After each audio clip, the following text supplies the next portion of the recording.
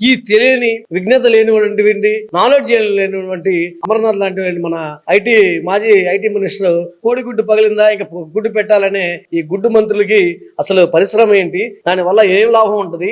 గొప్ప అన్నిటికంటే మనకు గూగుల్ సంస్థను తీసుకొచ్చి ఇక్కడ పెద్ద పెద్ద సమస్యలు ఆంధ్రప్రదేశ్కి వస్తున్నాయి.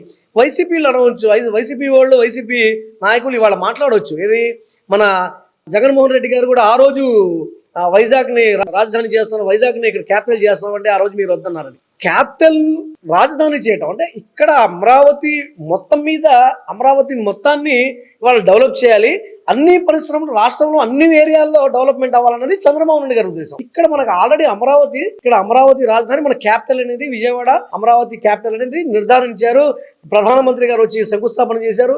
మీరు కావాలని అటు తెలుగుదేశం పార్టీ ఏదైతే పరిశ్రమలు తీసుకొచ్చిందో, ఏదైతే కార్యక్రమాలు చేసిందో, ఏదైతే అసెంబ్లీలు కట్టాలనుకుంటే వీటన్నిటిని మీరు జరగకూడదు, ఇవన్నీ రాకూడదు అనేది కావాలని ప్రజల్ని మోసం చేయడం కోసం మీరు వైజాగ్ ని తీసుకొచ్చారే తప్ప వైజాగ్ మీద ప్రేమతో కానీ విశాఖపట్నం మీద ప్రేమతో మీరు ఎప్పుడు చేయలేదు.